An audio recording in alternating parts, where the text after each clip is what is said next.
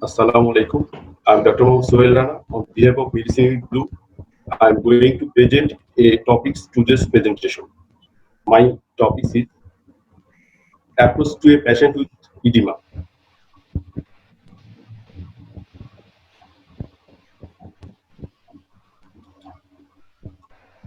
Edema is defined as a clinically apparent increase in the interstitial fluid volume which develops when stirring forces are altered so that there is increased flow of fluid from the vascular system into the interstitium.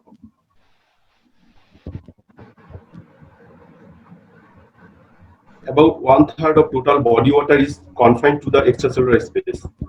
Approximately 75% of the latter is interstitial fluid and the remainder is the plasma. The distribution of water between the vascular and interstitial space is determined by the balance between hydrostatic pressure, which forces water out of the capillary, and colloid osmotic pressure, which sucks fluid into the vascular space. The forces that regulate the deposition of fluid between these two components of the extracellular compartment frequently are referred to as the Stirling forces. This is the figure of Stirling forces. Here, this is the plasma within the blood vessel. This is the interstitial fluid in the interstitial space, and fluid goes to from interstitial space to the lymphatic system from thoracic duct into subclavian vein. And here, the main hydrostatic pressure, which tends to the fluid out of the vascular space to the interstitial space.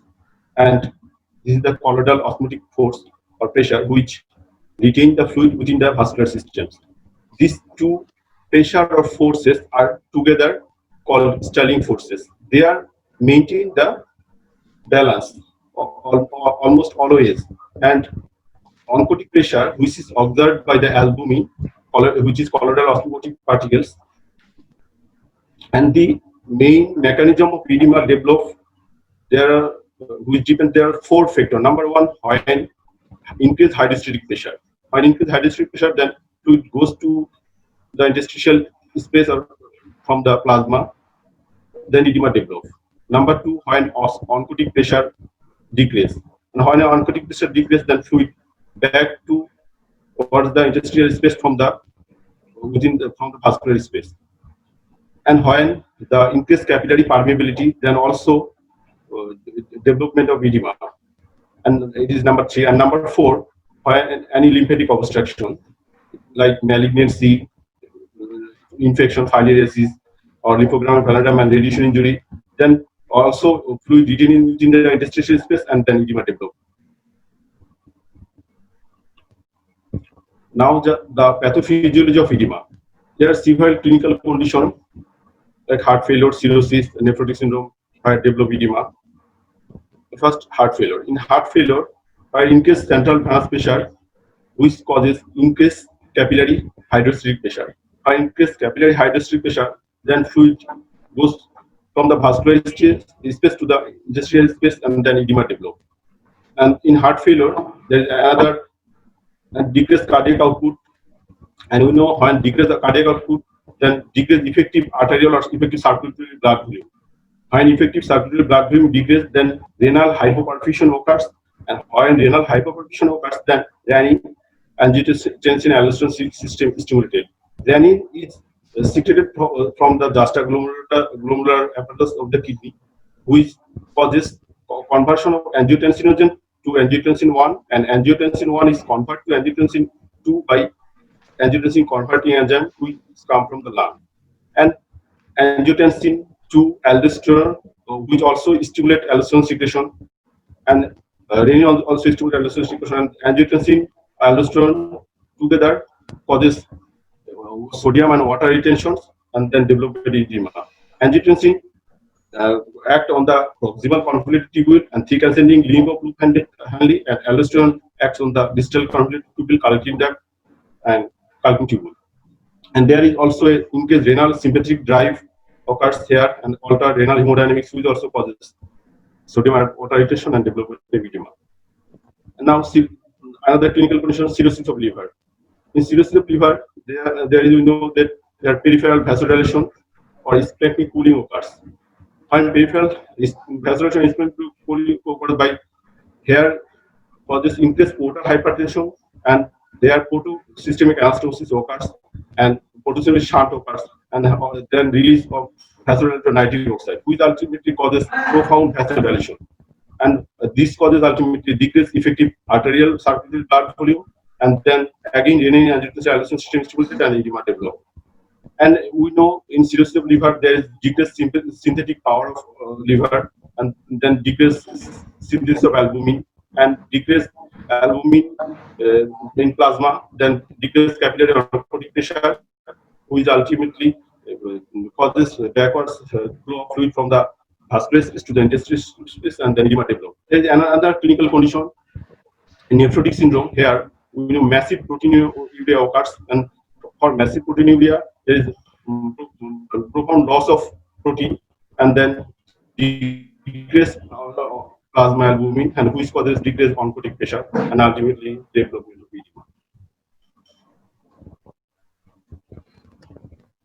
And the pathophysiology, I already told this pathophysiology. There is another thing that when decreased effective arterial blood volume, then increased secretion of antidiuretic hormone, which secreted from the posterior pituitary, and which causes renal retention of water in the collecting tubule and collecting duct, and causes renal ultimately renal retention of sodium on water, increased blood volume, plasma volume, and then edema develop. And here malnutrition and decreased synthesis and ascites occurs, and ultimately decreased cardiac output and stimulate renin-angiotensin aldosterone system, and transduction of fluid and edema develop. And also primary renal failure, which causes renal sodium water retention and ultimately edema. Okay. Now the pathophysiological causes of edema. Increased total extracellular fluid in congestive heart failure, renal failure, liver disease. High local venous pressure in deep vein thrombosis or venous insufficiency, pregnancy, and pelvic tumor. And local plasma oncotic pressure or serum albumin decrease, then in nephrotic syndrome, liver failure, in malnutrition and malabsorption. Increased capillary permeability that causes leakage of protein into the interstitium, reducing the osmotic pressure gradient that draws fluid into the lymphatics and blood. Then infection or inflammation, severe sepsis, and calcium channel blocker also causes increased capillary permeability. And lymphatic obstruction occurs in infection like filariasis, lymphogranuloma venereum, malignancy, radiation injury, and congenital abnormality. Now, types or classification of edema. First, clinical types: pitting edema and non-pitting edema. On the basis of extent of edema, generalized edema, localized edema. On the basis of nature of edema fluid, exudative edema or inflammatory edema, transudative edema, or cause of pitting edema, congestive cardiac failure, nephrotic syndrome, hypoproteinemia due to any cause, deep vein thrombosis, compression, large veins by tumor or lymph nodes, chronic venous insufficiency, varicose vein, and drug causing pitting edema, calcium channel blocker, amlodipine, nifedipine, some non-steroidal anti-inflammatory drugs, and also idiopathic, who is also called fluid retention syndrome, is common in women. And chronic lymphatic obstruction or lymphoedema due to any cause. The causes of generalized edema. There are two principal causes of generalized edema. Number one, fluid overload, and number two, hypoproteinemia. In fluid overload, increased jugular venous pressure is congestive cardiac failure, COPD with coronary, chronic kidney disease, acute glomerulonephritis, iatrogenic, excess intravenous fluid replacement. And in hypoproteinemia, there is jugular venous pressure normal. In nephrotic syndrome, decompensated cirrhosis of liver, hypoproteinemia due to any cause. Cause of localized edema. venous cause and lymphatic cause. Venous cause, deep vein thrombosis, external pressure from a tumor, pregnancy, hemiparesis, and immobility. Lymphatic cause, infection, filariasis, lymphogranulovenerum, malignancy, radiation injury, congenital abnormality. Cause of exudative edema, any inflammatory condition like tuberculosis, malignancy, acute pancreatitis. Cause of transudative edema, congestive cardiac failure, nephrotic syndrome, cirrhosis of liver, and malnutrition. Now, the differential diagnosis of generalized edema in cardiovascular system, the differential diagnosis are heart failure due to any cause. Example, hypertension, ischemic heart disease, valvular lesion, congenital heart disease, cardiomyopathy, congestive pericarditis, or pulmonary. Renal system, nephrotic syndrome, acute glomerulonephritis, acute kidney injury, chronic kidney disease. In hepatic system, there is the cirrhosis of liver. In hypoproteinemia, in nephrotic syndrome, malnutrition, malabsorption, and protein losing enteropathy. Drugs causes generalized edema, calcium channel blocker, non-steroidal anti-inflammatory drugs, and steroids. Connective tissue disease causes generalized edema, systemic lupus erythematosus in the form of lupus nephritis. Others are iatrogenic, excessive fluid replacement, anemic heart failure, thyrotoxic heart failure, myxedema, and idiopathy. Now, clinical information. We get clinical information from history and examination. From history, we describe edema first. That edema is generalized or localized. Then we know that want to know that onset of the edema. That is, it is rapid onset or gradual onset. Rapid onset occurs in acute glomerulonephritis, acute renal failure, and gradual onset occurs in nephrotic syndrome, chronic kidney disease, congestive cardiac failure, cirrhosis of liver, and malnutrition. The severity of edema is mild in non-steroidal anti-inflammatory drugs, mild to moderate in hypothyroidism and acute glomerulonephritis. Severe edema occurs in cardiac failure, nephrotic syndrome, and malnutrition. Then evolution or description of edema. If edema first appears in the legs, then it appears face, then ascites in the abdomen, it is most likely congestive cardiac failure. If edema first appears face, that is periorbital puffiness, then legs, then ascites in the abdomen, it is due to nephrotic syndrome. Then if edema appears first in the ascites abdomen, then legs, then face, it is most likely due to cirrhosis of liver. If edema on feet with puffiness of face and then ascites, then it is most likely due to nutritional edema. Most times this type of sequence occurs, but it is not common for all patients. Now the history from changes of urine volume and color. Oliguria, if you found oliguria in nephrotic syndrome, it is due to nephrotic syndrome, acute glomerulonephritis, acute renal failure. If we found high color and smoky urine, then it is due to acute glomerulonephritis. If we found chyluria or milky white colored urine, it is most likely due to filariasis. Then, if patient gave history of shortness of breath in the form of orthopnea or bronchial dyspnea, heart failure, acute glomerulonephritis, anemic heart failure, and nephrotic syndrome. Then we take history of, if any patient get history of jaundice, hematemesis, melena, loss of libido, testicular atrophy, it is most likely due to chronic liver disease. If a patient history of give history of constipation, weight gain, or cold intolerance, this is due to hypothyroidism. If any patient give history of hypertension, ischemic heart disease, valvular heart disease, congenital heart disease, it is due to heart failure. And then we take history of, if any patient gets history of vomiting, weak cough, loss of appetite, itching, weight loss, it is due to uremia or renal failure. If any patient gives history of diarrhea or steatorrhea, it is due to malabsorption. Then we get history, if any patient gives history of thromboembolic event like renal vein thrombosis, nephrotic syndrome, the deep vein thrombosis, then it is, and frothy urine, that is most likely due to nephrotic syndrome. Then we take history of diabetic mellitus. Then we take history of thyroid disease, thyroid swelling, goiter, and any other thyroid disease. And history of fluid replacement and any fluid replacement therapy. And we also search for the drug history like non-steroidal inflammatory drug, vasodilator, and steroid. Now the examination. We'll do general physical examination and system examination.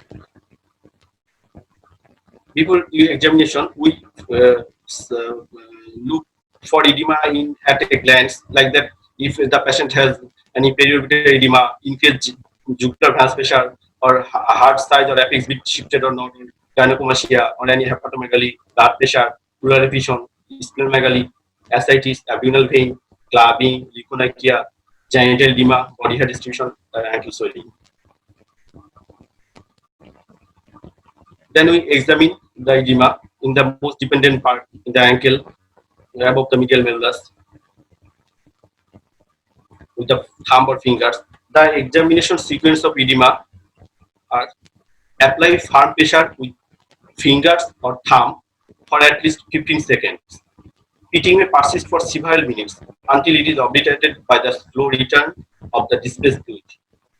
Assess the state of hydration by looking for shrunken orbit and dry mucous membranes. If severe dehydration seems likely, test in skin turgor. Gently pinch a fold of skin on the neck or anterior chest wall, hold it for a few seconds and then release. Well hydrated skin spring back into position immediately, whereas dehydrated skin subsides abnormally slowly. Record weight and urine output.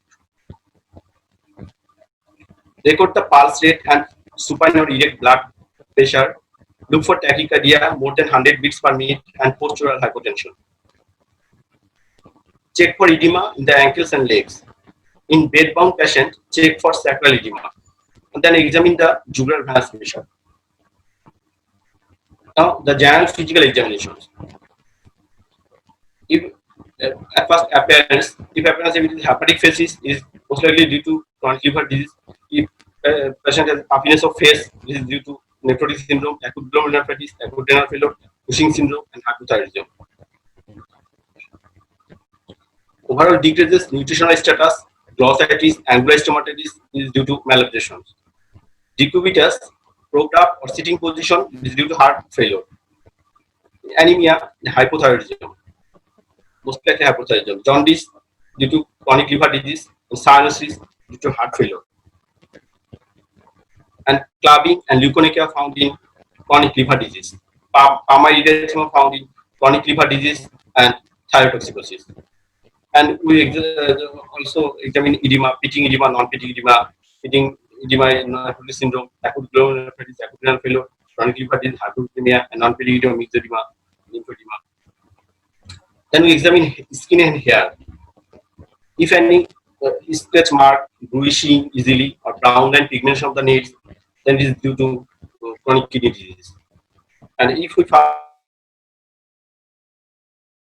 thickened, dry, rough, and coarse skin, sparse hair, loss of lateral eyebrows, hoarseness of voice, it is due to hypothyroidism. Then we examine pulse.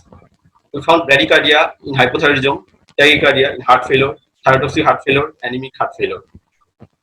Then examine BP. If increase in acute glomerulonephritis, hypothyroidism, hyperthyroidism. Respiratory rate increase in heart failure, uremia, thyrotoxic heart failure, anemic heart failure. Jugular venous pressure. Then we examine it is raised in heart failure, excessive fluid replacement, constrictive pericarditis. And if any thyroid swelling, it is due to thyrotoxic heart failure. And if we found gynecomastia, is most likely due to chronic liver disease. Then we do bedside urine examination, that is rich coagulation test. If we found frothy urine with massive proteinuria, that is 3+ or 4+, it is due to nephrotic syndrome. And if high colored urine with mild to moderate proteinuria, that is 1+ or 2+, it is due to acute glomerulonephritis. Then we examine the system examination done. Do accordingly, like first we will do cardiovascular system, Apex beat, shifted apex beat in heart failure, heart sound, loud A2 in acute pulmonary nephritis, gallop rhythm in heart failure, muffled in pericardial effusion. Murmur found in valvular lesion, congenital heart disease. Then examine respiratory systems. Features of pleural effusion found in congestive cardiac failure, nephrotic syndrome, and chronic liver disease. Bilateral basal effusion found in heart failure. Then we examine elementary systems. Ascites found in chronic liver disease, heart failure, nephrotic syndrome, hyperlipidemia. Hepatomegaly found in heart failure and initial stage of chronic liver disease. Splenomegaly found in chronic liver disease. Abnormal dilated vessel or caput medusae found in chronic liver disease. Then we examine nervous system. We found encephalopathy in chronic liver disease, acute glomerulonephritis, flavin tremor in chronic liver disease and uremia, delayed relaxation of ankle jerk found in hypothyroidism, peripheral neuropathy in chronic kidney disease or hypothyroidism we found. Then we do investigation. First line and mandatory laboratory test are complete blood count, there is total count, differential count, hemoglobin percentage, and ESR. Then we examine peripheral blood film. If we found macrocytic anemia, it is due to hypothyroidism. In peripheral blood film, we examine, we found microphilaria. If we examine a particular night, then we found filaria, microphilaria in filariasis. Then we do urine for routine macroscopic examinations. High albumin in nephrotic syndrome, RBC cast in systemic lupus erythematosus, and acute glomerulonephritis.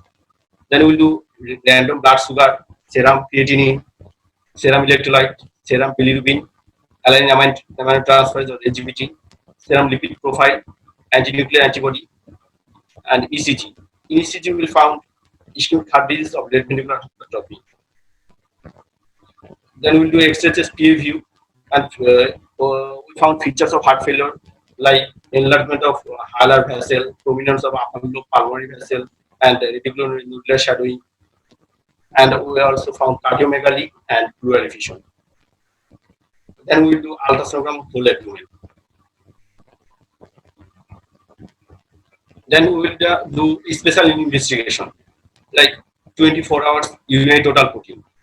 If it's more than 3.5 gram per 24 hours in nephrotic syndrome, if it's more than 0.5 gram per 24 hours, it is most likely due to lupus nephritis.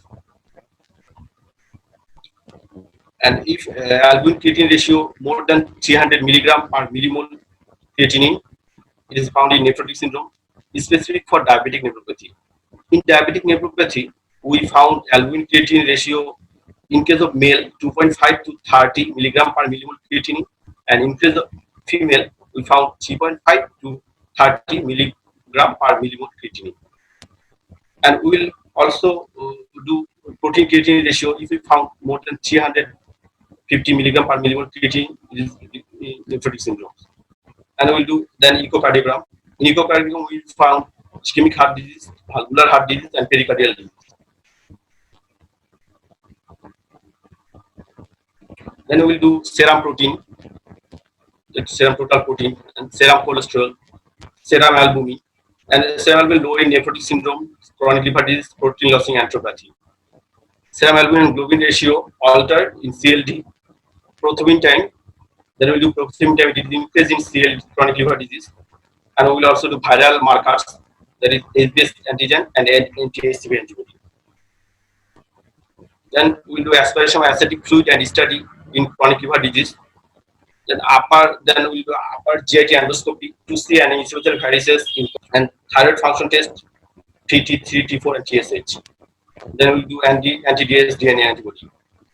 And we will also do serum complement 3 and 4, and we will also do D-dimer and duplex study of law lymph vessels in deepened thrombosis.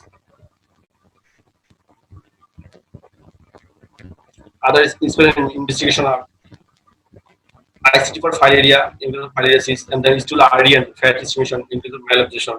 Then we will do renal biopsy, liver biopsy, and CT scan of abdomen.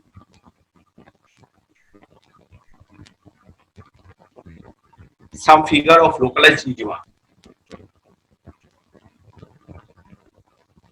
This is angioedema,